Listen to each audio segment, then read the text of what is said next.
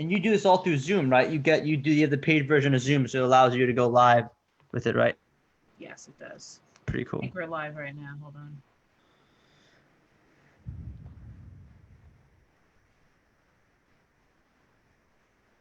Yeah, I don't see it on your profile yet. You will see it shortly. It'll be up there.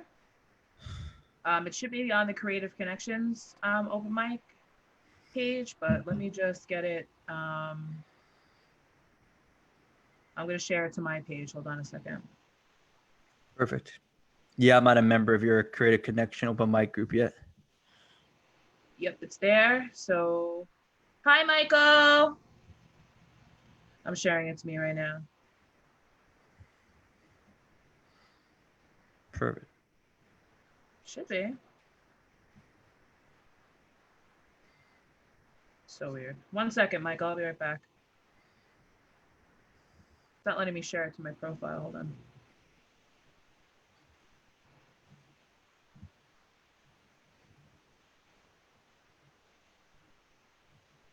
All right. Yep, we're on my main profile.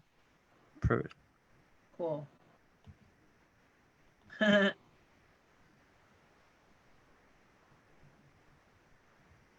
Okay, so here we are.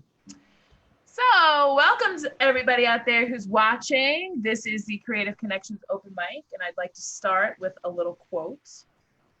Albert Einstein once said, "The secret to creativity is knowing how to hide your sources."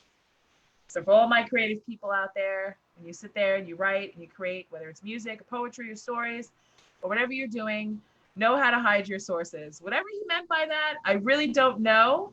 But I guess it's more along the lines of don't tell people your secrets. And that is definitely not what we're going to be doing tonight. We are going to be talking with my guest, Mr. Paul Vibes. How are you? Hello. Thank you for the good vibes. You bring the good vibes, and I'm very grateful to be on your podcast. Thank you so much. Good vibes always. Definitely. Without a doubt. The first time I met you, I was like, this is a person that I need to get to know. Somebody that you were like so together. You had your own camera. You had your own mic. You were like a walking podcast studio. And I was like, all right, this guy is totally awesome. So some of the things you had sent me, you're the host of the People's Podcast. How did you, and I've seen your podcast a couple of times. I see you have authors, you have all different kinds of people on that podcast. How does it make you feel to have people like that coming to you and being on your platform and really just vibing with you? How does that feel? This feels surreal. I mean, I always tell people that when I'm done filming a podcast, and even during it, I have like this natural feeling of just being high and just feeling amazing, because you hear stories, even if you've known the person you've had, I'm sure you relate to this, even if you've known the person your whole life, when you give someone a platform to share their story, just to be open, to express themselves, it's such a releasing and surreal experience. And I'll never be able to go back. This is something that I feel like you as well, like this is something that I want to do forever. I get so much enjoyment out of it. Yeah, you definitely do. And there's something special about you. When it comes to creativity, when it just comes to being human, okay, you had to overcome, in my own before I even say it, in my own personal life, I had to, overcome a learning disability in math to be able to get where I am. People told me, my college, my high school guidance counselor was like, you're not ever going to make it in college, because I didn't have the basic math foundation as a child, because we moved around a lot. So every school that I was in was like 10 steps ahead of me, and I just never caught on. And it just got stuck in my head, like, you can't do math, you can't do math, you can't do math.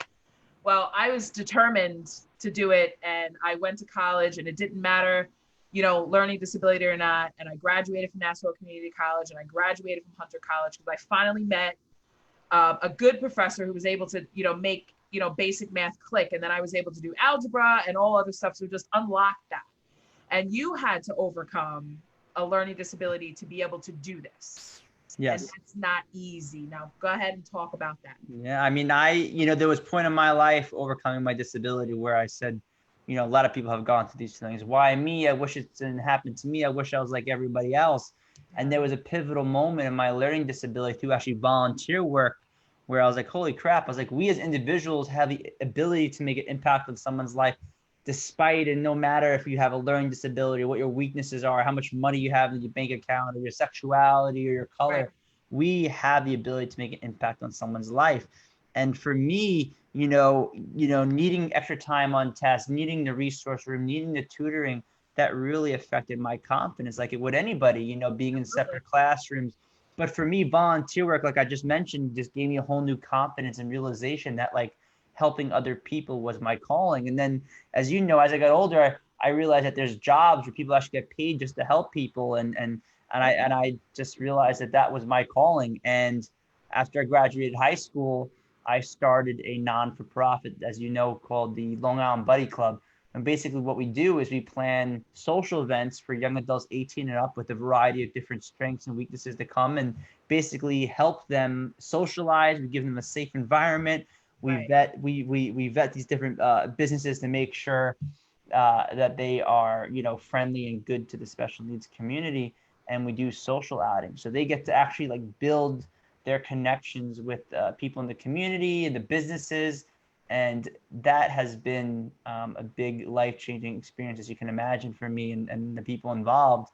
And through that experience of just enjoying bringing people together and connection and community, I said to myself, how cool would it be to have a podcast where I get to invite people on from all walks of life to share their passions, their story, and what gets them excited to wake up in the morning. And that's kind of been the journey that I've been on since November.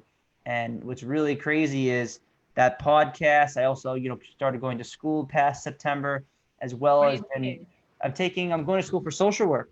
Oh, cool. A Bless lot of you fun. on that road. Bless you. Yes, yes. It's a You tough know, one. it's definitely tough, and it's always been something that I felt called to. There's no doubt that, like, there's no coincidence that all my really big mentors in my life have been social workers as well. So definitely. Those are the people that care. Yeah. Cause, I remember growing up, I was always a creative person, but, because of, the way you get labeled when you have a learning disability, where it's kind of like, and that's definitely not something, I mean, I've never really talked about that about myself. I never, cause I was just figured, okay, it's just math, it's not anything, but you get labels. You're in resource room. I had an excellent resource room teacher, Miss LaForge. I'll never forget her. She was the best. She always was just kind of like, all right, you need to be here, so let's just do it. You don't really need this. Um, and but I had other talents that I knew that I could use, like writing. I mean, that's where I excelled at, but because I had that label, it killed my confidence. But I got to meet a lot of really cool people along the way in those classes, or being, in class with people, because he used to label us, and like you had like the honor students, and you had the middle students, and then you had the students that, were really like Special ed or special needs, right? They special call ed and special needs. But I still have friends that were in special needs and special ed classes, because we were all in the same hallway. I was in mainstream classes. I mean, it wasn't anything like that, but it does make you feel it, especially when somebody's telling you that you can't do something.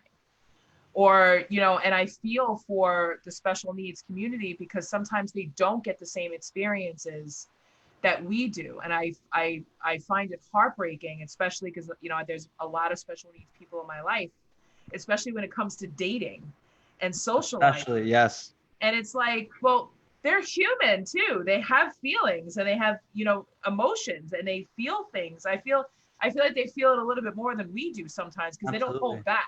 Yes, and just to Oh, add to that, that was one of the inspirations in creating the buddy club, because I went to high school, and while I didn't have an extreme disability that required me to be in one classroom all day, as you know, some individuals have yeah. so many different strengths and so many different weaknesses and abilities, right? But for me, going to school and going through my own learning disability, finding the power of volunteer work and all that, it Right. inspired me, because when I graduated high school, like you said, I saw a need, because there was a lot of kids that I was friends with a variety of different special needs within the high school, who I was in touch with, who I was genuinely good friends with and connected to their parents. And they were talking to me one day, and they were telling me their concerns about, they're so used to the regimen and seeing each other and looking forward to seeing their friends every day. And now when you take that away, it's really heartbreaking. It's really hard for some of these young adults to adapt. So I Right. started planning events, going to the cafe, going to the movies. And what happened was, it started off with just 4 or 5, I think, young adults from my high school. And then after a little bit of time, they would invite friends from other towns and other areas of Long Island. And I couldn't be calling 15, 20 people every other weekend. So I created an email list, then I created a website. And then in no time, it became an official non-for-profit. And actually this past summer, when I made the decision to go back to school and to start this podcast, I had to make the tough but really smart decision to merge with another non-for-profit that does something very similar to what I do. So as you know, sometimes we have to put our egos aside and team up with people to make a bigger impact. Sometimes you do. Yeah, you do have to. Yeah, sometimes you do. You know, it's not always about, you know, creativity doesn't, it starts here, but then it has to branch out somehow. And that was one of the things that I admit, you know, because I mean, I don't have a huge ego, but it is difficult for me to work with people because it's like, all right, this idea gets formulated in my head from beginning, middle to end, and I already know how I'm going to execute it. But then I also need people. That's one of the things with stand-up comedy. When I produce shows, it's not just me. There's other people that are coming together to put their creativity and their talents on the show. So that's taught me to kind of step aside and be like, okay, cool. Yeah. Now you deal with all I say abilities, because I'm a school bus driver, and they stress that very much. It is not a disability. It is an ability.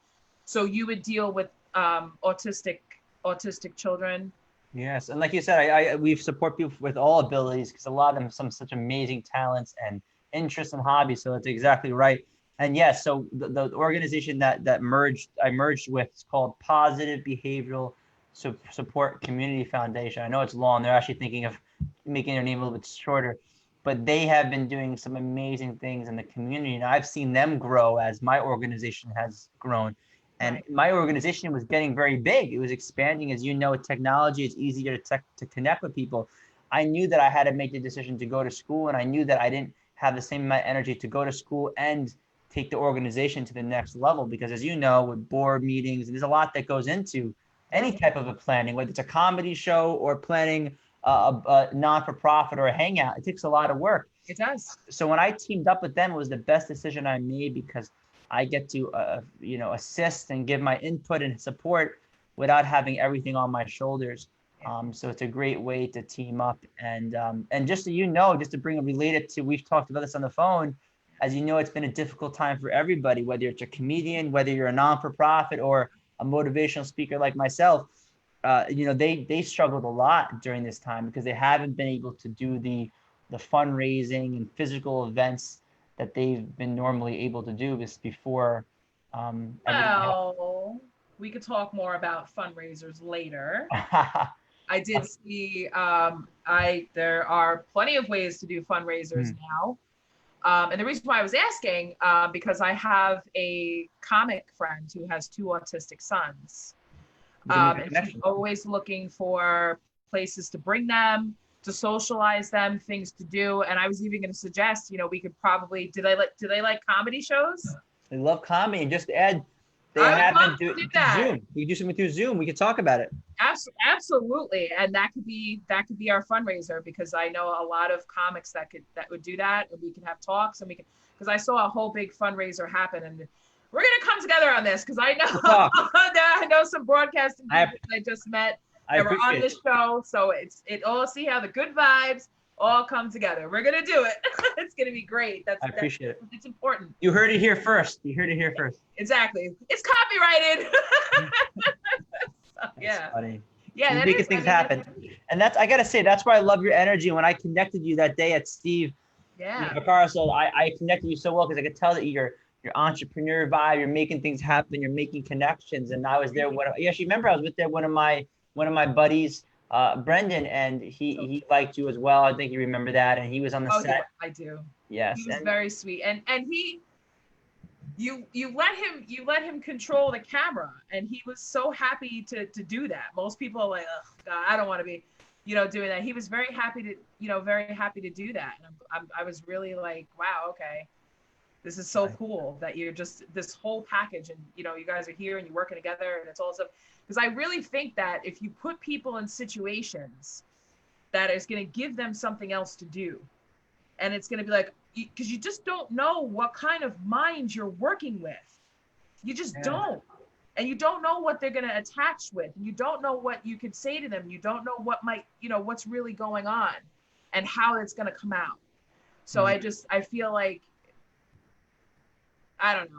No, I like that. It's so true you're saying, because I gotta just add that when I was in one of the special needs classrooms, I remember my professor, I mean my teacher, and later on after we met years later, actually not too long ago after I graduated high school.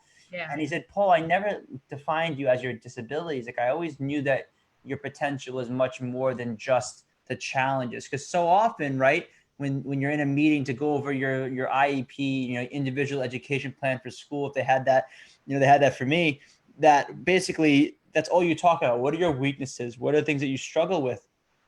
But they rarely talk about, like they should, what are all your strengths? What are things you're good at? What do you enjoy? What do you excel in? We focus so much on the negative, especially within the special needs community. But if we actually start realizing, hey, maybe this kid likes comedy, maybe this kid wants to do poetry, maybe this kid wants to do art, maybe he's really into fitness, maybe he, there's so many different facets of a human being. Yeah. And often we focus on the negative, and you see that in the world, in the news, and everywhere. We tend to hyper focus on the one negative comment, even if we have 99 positive comments. And I think that's kind of how the human mind works sometimes. Yeah. I mean, I grew up in the 90s, and there was a show, I cannot think of the name of it, but I will never forget. The character Corky, he had Down syndrome. And that was, I think, I mean, back in the 80s, Down syndrome was definitely something that, was around all the time. And you saw it more often. And really? In the 80s, you saw it in a lot the 80s, more often? you saw it a lot more often. Autism was actually unheard of. I had never heard of anything. The only time we ever heard about autism was a movie called House of Cards, about a girl who was autistic that was really good with cards. She would build all of these like amazing houses. You should check it out. It's really an amazing movie. And Rain Man was another. That's what I was gonna say. Rain Man, yes, but that was the only time. But you never met anyone like that. You weren't in school with them. The only thing that we were exposed to were children that had Down syndrome, but we were used to it because we saw Corky as an actor on TV. And nobody ever looked at him as being any different. I mean, he said his lines. He did the show. He was a big part of the show. And my parents raised us to say nobody is handicapped. Like if I see somebody with one arm or one leg or anything like that, I don't look at them as being a handicapped person. I know that some people don't understand that, or they don't even like that. But it's not that I'm not acknowledging it. It's just that to me, you're a human being, and this is the way you were born, or this is something that happened to you, or it, however it was. We were very exposed to that growing up. I mean, I had a friend that I met when I was in kindergarten. She had a short arm. Her arm only came up to here. And I was in Catholic school at the time. So we used to have to hold hands walking into church. And nobody wanted to hold her hand because the way we had to walk in, you would have to hold on to the short arm.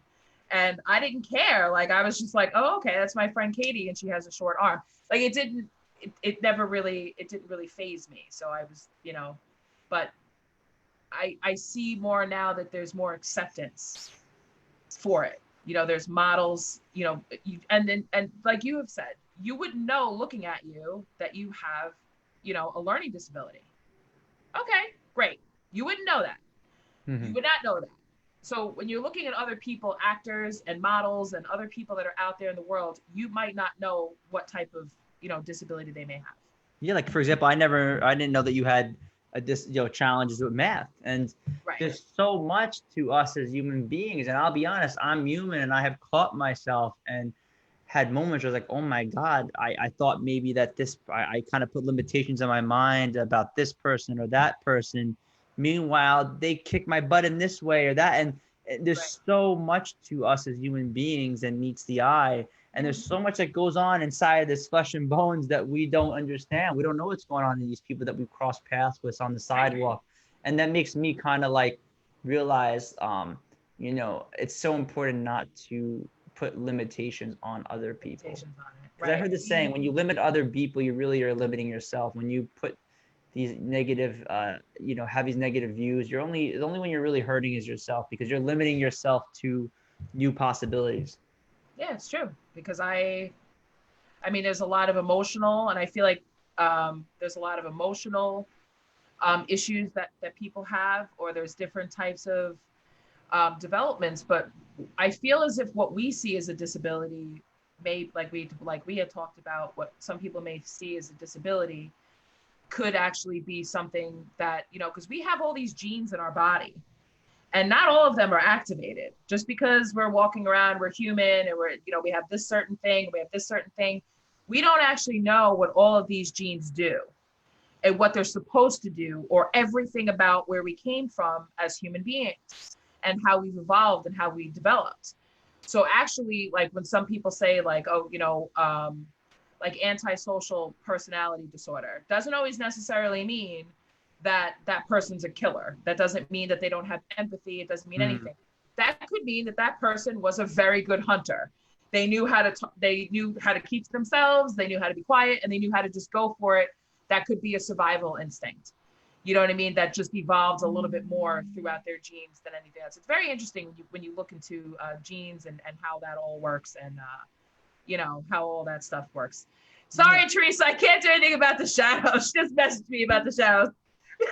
Shadow, that's your spirit. The shadow, yeah, it's my microphone. Hold on. We're not worried about the shadows here. We all have a shadow self. She said she's crazy.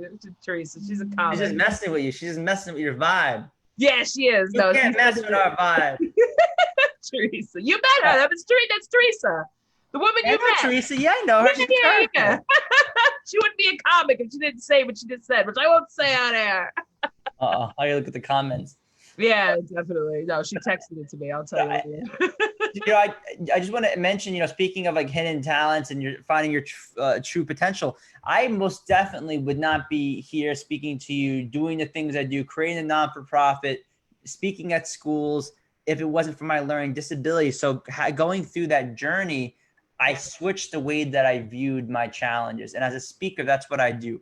My mission is not to have every student relate to my challenge, because as you know, your challenges are different than my challenge. You might be able to connect to some students, but more importantly, I think it's important to share how you overcame your challenges and what tools and mindsets that you can share with others. So when I'm speaking at schools, yes, I talk about overcoming my learning disability. I share personal stories of things that I've overcome, and also stories of people within the organization whose life has been impacted because of the connections and the friendships.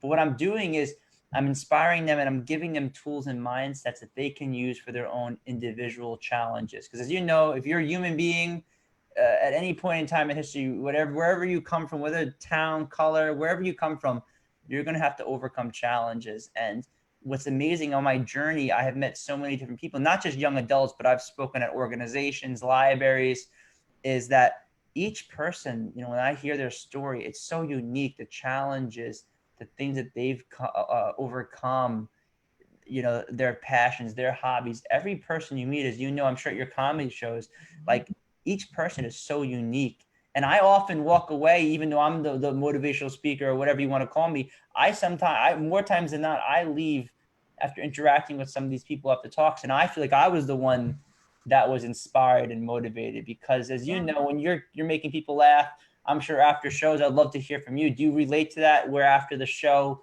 you're almost laughing more than during the show? You kind of like get that feedback from people in your audience? Sometimes, but I'm very introverted. So I save all my energy for the show. And then after the show, I'm just kind of like, all right, I want to go hide in the corner. I personally like it when people come up to me and they say, well, I related to what you said, because you do it in a different way. You're up on stage and you're talking to people in a direct way, and you're talking about stories and you're motivating them. When I get up on stage and I talk about my life, it's meant to be in a funny way. Mm-hmm. So if I talk about having weight loss surgery, or if I talk about being single, or if I talk about anything that people, because the one thing that'll always make people laugh is something that they can relate to. So when we start, make a joke about like, oh, I got stuck in traffic the other day and I really, and just, fire off a joke about that, most people in the audience is going to be able to relate to that. So it's funny. Mm-hmm. So they automatically think of their experiences, and that opens up the door for them to be able to come to you and talk to you. But mostly what I get a lot of feedback from people is when I do like interview shows. People will message me and say, hey, I had no idea that this was you. I didn't know about you. Because I always try to talk about, my personal life, where I came from. One of the things that Richard Pryor always said was, bring your pain to the stage. And that's the truth. You have to talk about it. You have to say it, but it has to be done in a funny way. So it's very different. But yeah. I feel that. I feel comedy too in the comedy shows I've been in person and watch on TV. It's almost like the comedians releasing and this like weight goes off their shoulders, and then the people watching, I feel like a release. And oftentimes it's jokes that maybe we as the viewers don't have the guts, or we don't want to say in public, or even different things, and it's just like this weight is coming off of our chest. Yeah. Able to just like, because there's so many people, and what's funny, as a speaker I have to almost channel my inner comedian, because oftentimes you have to be witty, you have to be in the spot. And there's been so many times, because then I can't even begin to count how many times. There's been so many times where people have shouted things, or some mostly positive, but there've been so many times where you have to adapt to the situation. Something might just happen before my talk or before a comedy show. Something might happen during the talk, and I can use that as a piece to make people laugh, and to laugh myself, and to show that I'm not a robot. Because if you're a robot, you're not showing that you're really human, because you're very mechanical. It looks like you're reading from a script. And oftentimes my greatest talks that I've gotten the best feedback are talks that I'm just kind of going off kind of key points, but I'm just totally in the moment, responding to what they're saying, and almost bringing them on that journey, with me. Do you watch motivational speakers? Because I listen to YouTube all the time to motivational speakers. I couldn't tell you who my favorite is, because it's normally like I'm either walking a dog or walking around doing something. Obviously Tony Robbins. Of course. I love him. Classic, yeah. He will always be my favorite. I think he's like a definite go-to. He never fails to bring the message that I need to hear that day whenever I turn him on. Who's your favorite motivational speaker? Well, you're going to laugh. Actually, I like Tony Robbins a lot. Gary Vee, as you know, who's like into marketing and connecting people. Yeah. I also really like Eckhart Tolle, which is more of a spiritual guru or teacher. He's the author of The Power of Now and New Earth. Yes. And he is like, I have his books literally all over this room. Yeah. And he has been such a huge influence, because I'm a talker. You can tell I'm intense energy. And Eckhart Tolle and his teachings is very grounding, and it's about being in the moment and to not be over-identified with their mind. Because as you know, if I go into a talk and I'm in my head and I'm not in the present moment, I'm not in the body, I'm going to be distracted. I'm not going to be as witty. I'm not going to be as grounded and able to kind of adapt to my situation. I'm going to be thinking about the millions of things that we all have to do in our everyday life. So for me, being more planted in the present moment and reading his book and listening to his audiobook, and even listen to his videos on YouTube, a lot of people will say he's too boring. He goes at such a slow pace. But for me, just listening to people like that allows me to kind of just settle in, because in New York, and you and I, we're fast talkers, we're intense. I need that kind of mellow energy in my life. Right. Yeah. No. Well, that's how I can always tell how I'm doing. Like sometimes, like I can plan my comedy acts all I want, but the best comedy that I've ever done is kind of like at an open mic, where I could be a little bit free and I can just be right there in the moment, and somebody will say something, or I'll get a thought in my head and I just go with it and just keep going and going and going, because that's living in the moment. So I don't think, I know I've come across his videos. I think that any type of, I feel like when people are too loud and they're too boisterous and they're too, they take breaks to say amen or something like that, it kind of loses it, because you're busy laughing and you're not really listening to the message that they're trying to tell you. And it doesn't take much to, I think that everyone should start their day by listening to some sort of motivation to get you going. Because one of the things that, if you really want to know what's going on in your head, a lot of people say, hey, what's on your mind? Most people can't tell you what's on their mind unless it's something very specific that they're thinking about and it's written all over their face.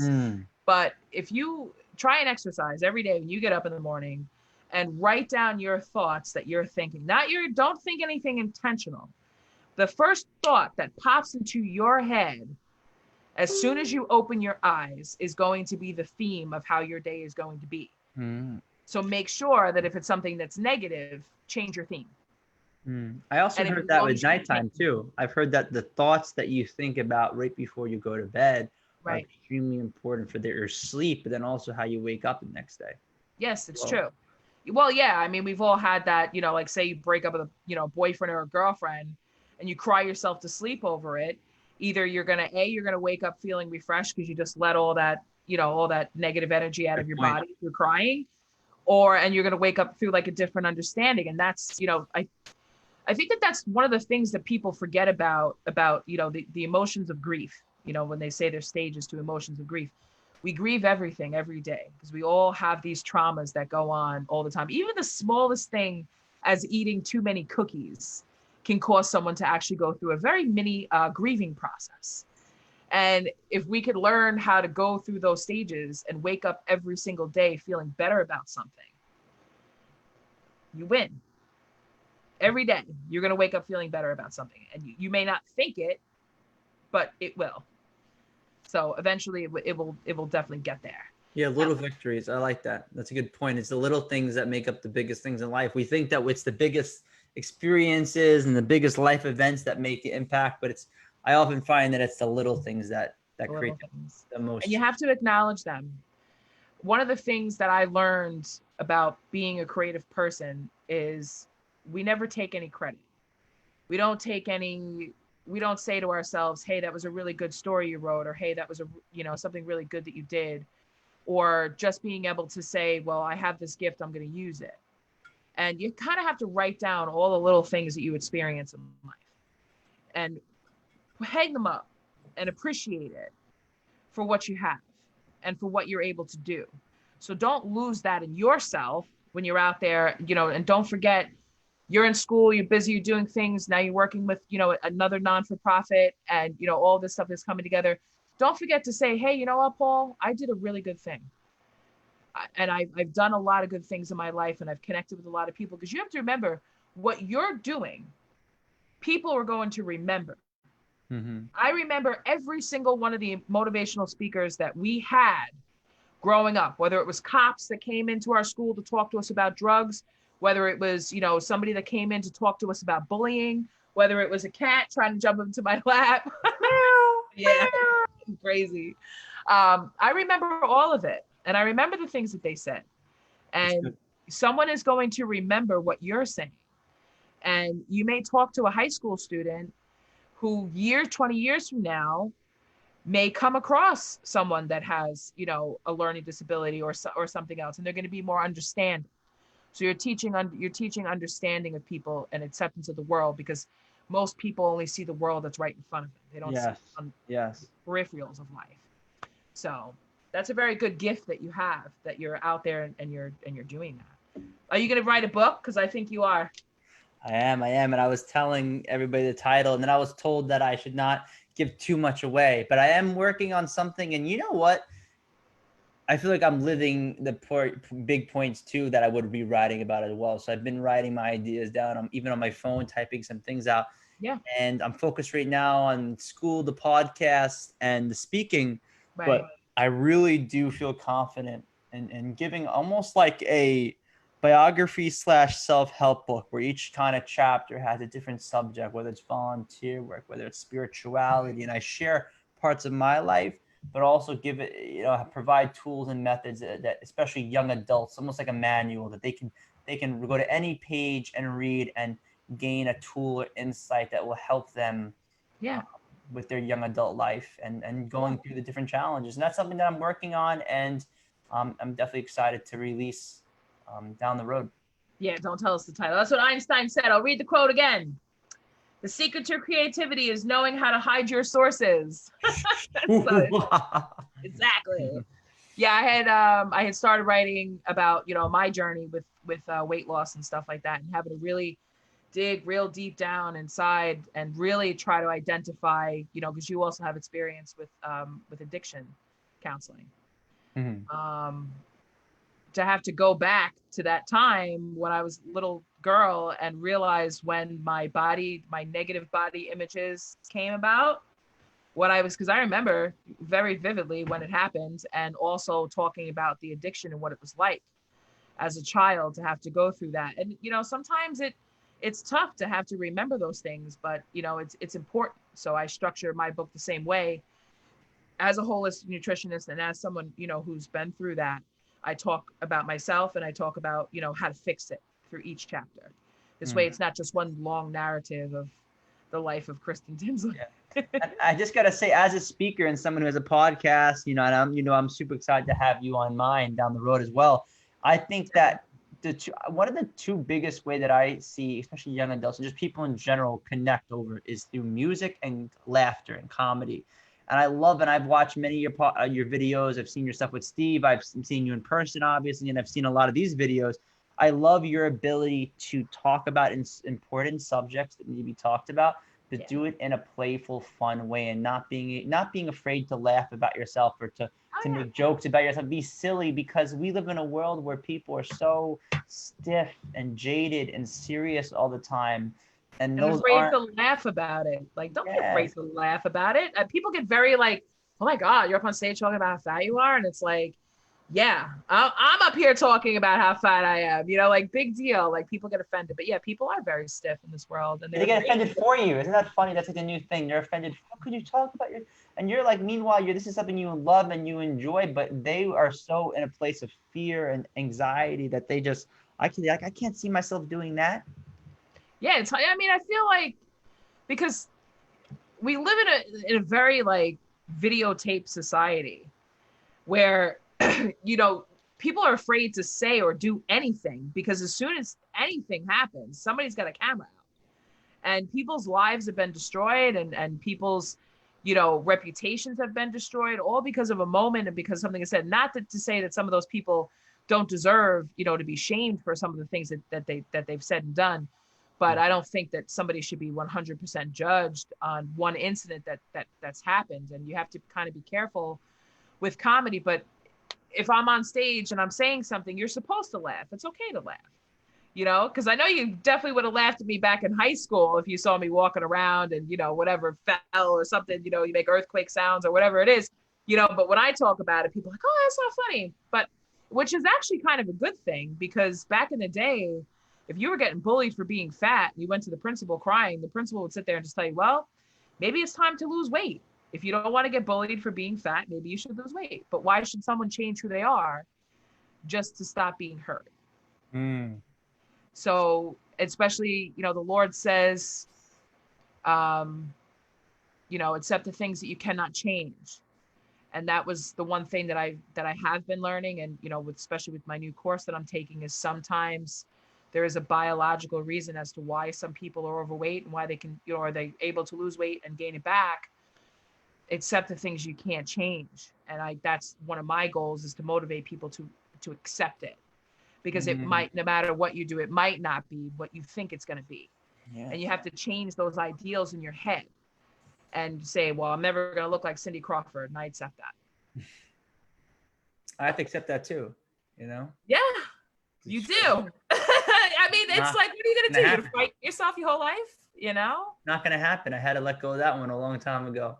Right. And, I remember the first time when I was wondering why I was in smaller classrooms. I remember asking my mom years ago. And I remember she told me, well, at birth, you're a choked with an umbilical cord. And, she said it in a nice way. And I remember kind of understanding, like, I hate the way I am. I don't want to be this way. I want to be like everybody else in my school. I don't want to be in smaller classrooms. And I remember I could even feel that pain of this thing that was just so out of my control. Like, I didn't choose this. I didn't want this. Like, why did this have to happen to me? And luckily I had great parents, and with advancements in science and technology, I was lucky because at a young age, I was able to be diagnosed with a learning disability and get the resources and tools. So I wasn't that far behind. But like I said, through that volunteer work and doing all the things I do now, I have a new relationship with my disability and my challenges. And these challenges are still stuff I face. When I'm in college, I have accommodations, and it allows me to have a kind of equal playing field as much as possible in the school, whether it's giving extra time or a separate location. And I am very lucky to have had the path I have had, because I don't think I would be, like I said, be doing the things I do now if it didn't happen to me. It works out great, doesn't it? I remember in college, I was like, well, I get extra time on the math test. And they were like, oh, okay. Jealous. And like, I want like my own separate room. Like I got to take the desk outside and sit outside. It was great, you know, and I was just left on my own devices. And another thing that they had said, they were like, well, because I had to take a foreign language requirement and my IEP was like, well, you're not, you know, it said I was exempt from foreign language. Me too. Right. Well, Hunter College was like, oh, really? Because somebody paid millions of dollars for a foreign language lab. And as a requirement to be at Hunter College, you have to take a foreign language and you have to buy the $100 books every semester. Yeah. And you also have to, you know, you have to use the Spanish, you know, the foreign language lab twice a week. Well, I said, well, like I said, my IEP says that I'm exempt from foreign language. And they said, okay, well, you have to go down to Hofstra University. You have to spend $1,500 to have an evaluation. No. Yep. An evaluation. What year is this? What year is yes. This was 2007. 7. Yeah. I graduated from Hunter in 2009. So it was, you know. Ridiculous. Yeah. But however, I knew that I did not have a problem learning a foreign language at all. I just was like, all right, I need to get through school. There's other classes that I wanted to take at the time. I didn't, you know, the foreign language, you know, the Spanish textbooks were very expensive. They were like $200 per semester. You had to buy them. You had to make time. I was working like 3 jobs through college. I was living on Long Island. I was going to, you know, to college in Hunters in Manhattan. And it was tough, you know, and I said, well, I don't have time to come here. And I said, well, I also don't have $1,500 either. So I guess I'll take Spanish. And I'm glad I did. I mean, ask me to speak a lick of Spanish now. It doesn't really work, but I understand it. Same with me. And, you know, I actually pushed myself to do some of the mainstream classrooms. Yeah. And it was such a big deal. It was a meeting, the principal, my parents had to be there. And it was like this big deal that I didn't expect it to be like that. And I actually pushed myself, I think it was like 10th grade, to take on more mainstream classrooms. And that was a big challenge, but it was such a good feeling advocating to push myself more. Yeah. And I was very lucky to have that support. But, you know, like you said, everybody has strengths and weaknesses. Everybody has a way of learning. And I've always been someone that is a hands-on learner. I don't want to just read in a textbook. I don't want to just watch a video. I want you to show me hands-on how this is done, or teach me about this and talk to me about this and be in front of me and be engaged with me. Right. And that's kind of the way that I learn. And I think that I'm the same way, because I can't, when I'm reading it in a book, it's like, okay, fine, it makes sense, but it takes a little bit for it to actually register, especially if we're not talking about it and I'm not able to sit there and pick it apart and make it my own way and really see how it works, especially when it comes to numbers. I don't know what it is, but numbers for me, just, they don't work. Like I when I see something with a lot of numbers, I'm just like totally done. Like I can't do it. But when it comes to English and the written word, 100. So that's definitely good. So before we go, what is like something that you would say to an audience that would really motivate people to use the gifts that they have, regardless of anything? What would you say? I would say the biggest thing for me is to, you know, what I speak to students and even stuff that I tell myself is to not be afraid to try new things. And I think, unfortunately, you see a lot of young adults, and I'm sure you agree with this, you see a lot of young adults that, you know, they go a path to please their parents or their grandparents, or this is where they're kind of being told to go to school, or this is the path that they should follow through in their family's footsteps of being a doctor or doing a family business. I've been very lucky because I've been, obviously, you could tell, you know, I've been able to be very creative with the stuff I do. A lot of parents and families wouldn't allow their young adults to do things like this. But I think it's so important to allow young adults from all walks of life to get creative, get their hands dirty, try different things, try the art classes out, try comedy, try fitness, try whatever you want, because it was like it's like the process of elimination. I'm sure you've done this, like you mentioned, like elimination diets in the past. It's kind of one of those things where you gotta what's gonna work. Yeah, right. And you got to figure out what works for you. And I've been lucky because I failed a lot, and I look at all my ups and downs as blessings, because everything that I've tried that I didn't like, or that I said this wasn't for me, that made me get closer and closer to doing the things that I do now. And what's really cool about doing that is it allows you to kind of build a life where everything that you're doing intertwines with each other. For example, my podcast, has allowed me to build amazing connections in the social work field. Yeah. So much so that I literally have directors of different hospitals and facilities that are literally like, listen, when you get your degree, call me. And I'm just getting my bachelor's, and I already have a arsenal of connections That's and people awesome. that I give a platform. They call me up and they're, how are you doing, Paul? You know, let's do another podcast or video. And that allows me to be on people's radar and be seen. And also my motivational speaking helps me become a better social worker, and going to school for social work has allowed me to be a better motivational speaker, and everything intertwines with each other. And I think, you know, we want to build a life where no matter how many different things that we do, we want it all to help us with the common goals that you have. So again, just to go over, my recommendation is to just try as many things as possible. And if a parent is watching this, you know, like, give their kids toolboxes and crayons and toys and push them to do stuff that they enjoy, rather than just putting them on the path that they think that they should go on. So that's my little piece. And now you just motivated me to be like, okay, well, I want to work in health and nutrition. So I need to start reaching out to these other people and start building my network, and going out there and motivating and doing what I'm doing more, so that this way people can see me, and maybe someone will say, hey, you know what? I'm working on this type of program to help people. Why don't you join in on that? Yeah, and you're giving value. You're not coming from a place of tell me what you know, help me. You have this great platform and obviously this great community and network that you've built. So when you have people on, you're giving, and you're gonna be on their radar because you're coming from a place of, hey, let me expose you to these people and, you know, help you build your network. So it's coming from a place of love and giving, and that's what I always try to do. I always try to have people on my show or give talks. I just gave a talk recently. Didn't charge. It was for an inner city school. They didn't have a budget for a speaker. It was a couple of classrooms of seniors. And as you know, with prom being canceled and graduation like not happening, you know, a lot of these young adults were so freaking bummed out, as you can imagine. Such an experience to lose. Yeah, they were so depressed. They were so sad on the Zoom call. But what's really cool is we turned into a positive. So I asked some of them, what are some positive things, and what are some things that they've been able to do? And a lot of them have used this downtime to realize, they discovered during this downtime what their passions are. Some of them realized that they had this passion for working with medicine and helping people like in a hospital. Some of them took it upon themselves to start different businesses. I actually met one of them in the classroom that wanted to be a comedian. So it was all these cool things that came out of this downtime. And it just shows you that no matter what we're going through individually or as a collective, as a world, as a community, there are you know, silver linings and things to be learned. Because they don't have time to stop to think. You know, I'm, like I said, I work as a school bus driver. These kids are constantly on the go. You know, and I'm looking at them and I'm like, even during the summer camp, you know, when I pick the kids up for summer camp, they're like,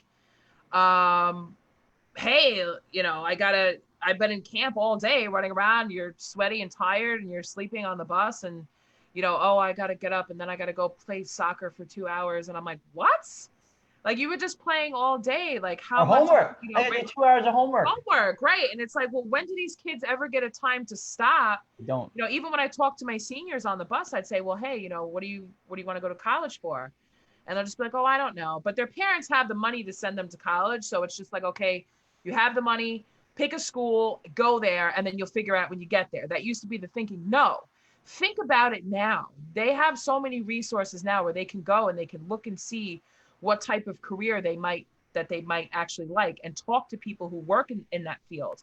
And because you're young and people want to, you know, help to influence you and shape you in life, if you find the right people, you know, they could really introduce you to what, because I feel like there's so many different jobs out there, and there's definitely going to be more jobs created now because of COVID. Like, even when I do my Zoom shows, I'm like, I really need someone that can do like security. I need someone that can, you know, just in case there's a heckler or something, noise happens, or there's some sort of malfunction, I need somebody to watch my back during that. So there's a job that's created right there.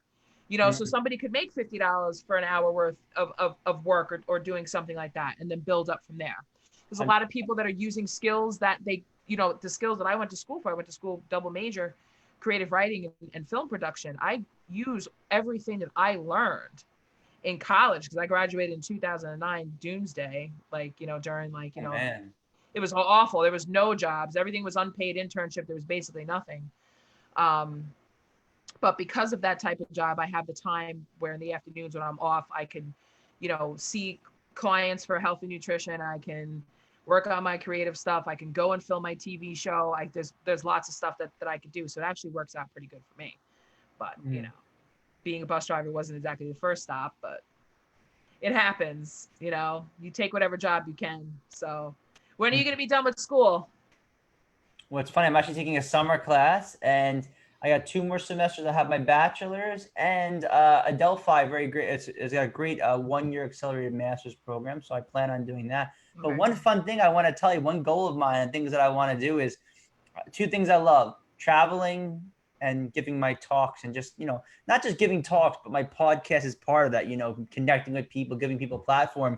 My goal is, once I get my degree, and I might do some like miniature trips before then, is I want to go on tour with my talks and get like a cool hippie van and pimp it out and go state by state and book my talks. Like, do it very professionally, not do it half-assed. Like, do a serious, like 6 months, like, or maybe a little bit shorter, but really like plan in advance all these different talks that I give, and just literally drive and explore America and give some cool talks. I definitely see that, but I also see, because you're a social worker, there's so many lost souls that you'll find along the way.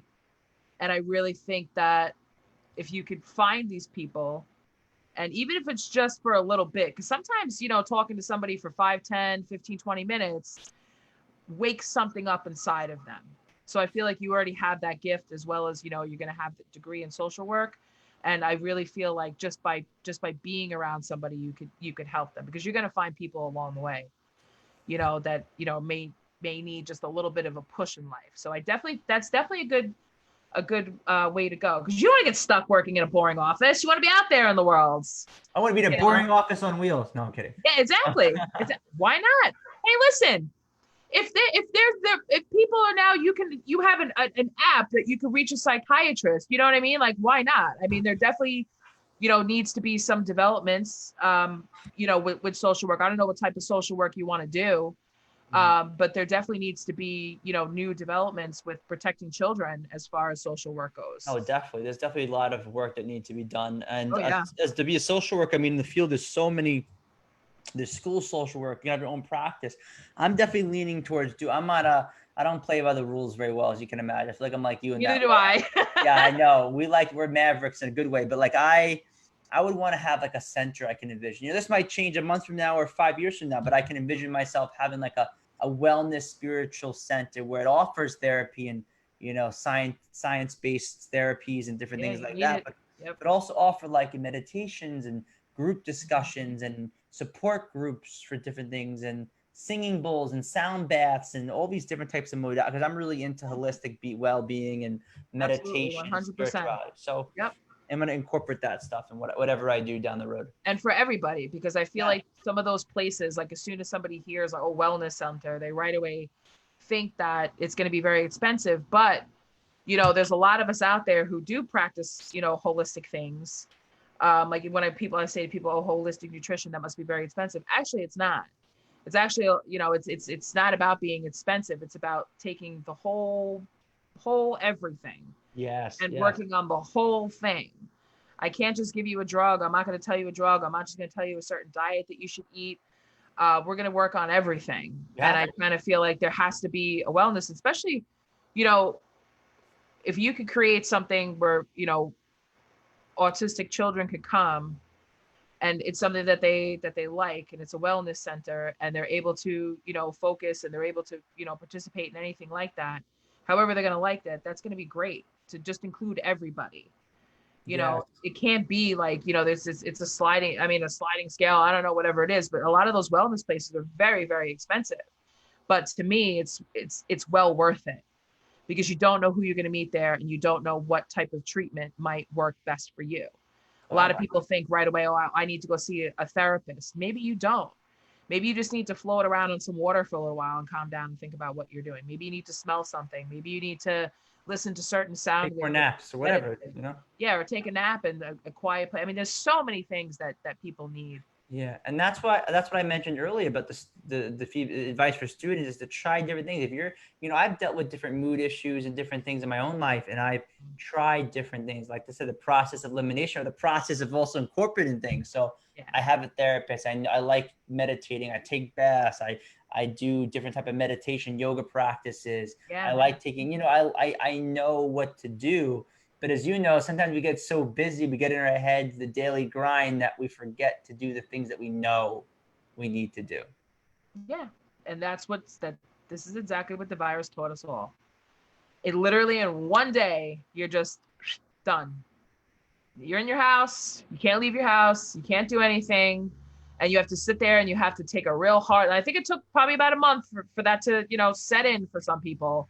But as soon as that happened, I was like, oh, okay, time to clean up everything, time to start writing this, time to start putting this show out there, do that, just hit the ground. Amazing. I mean, I've done so many. I've done more podcasts now than I've done when everything was the normal. Like I've done so many podcasts. I'm backlogged with like 6 podcasts. I have to still edit. People are probably watching this and be like, "Why isn't he editing those videos and he's on this podcast?" But oh wow, it's your fault. I'm blaming you. But it's all my fault. I just want, before I forget too, if you don't mind, I just want to share where people can find me. I sometimes forget to mention that. My show is the People's Podcast, but people can find me on all social media platforms. It's Paul Vibes, and it's the logo right here. And Instagram, I'm very active, and YouTube, and as you can tell, my set I've been constantly improving everything I do, because it's something I enjoy. I really believe in constantly, like you were talking about, always working on yourself, improving yourself, and I have a lot of big changes coming to my show and to my talks, and there's a lot of exciting stuff. And if you're comfortable in the coming weeks or whenever you feel comfortable, I'd love to have you in the studio on my show when you're ready for that. We'll do some meditation, because especially the bariatrics is all about guided meditation to calm the mind down and focus on other things besides eating. Well, we could do any meditation you want. Awesome. All right, cool. So Paul, it's been great having you.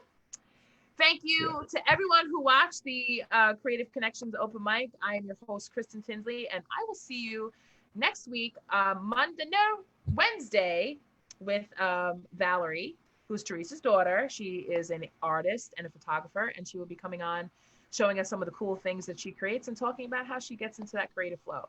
So next week on Creative Connections, check out Valerie. I will see you all next week. Good night. Thank you. Hang out, Paul. Don't go nowhere. Don't go nowhere yet. I'm leaving.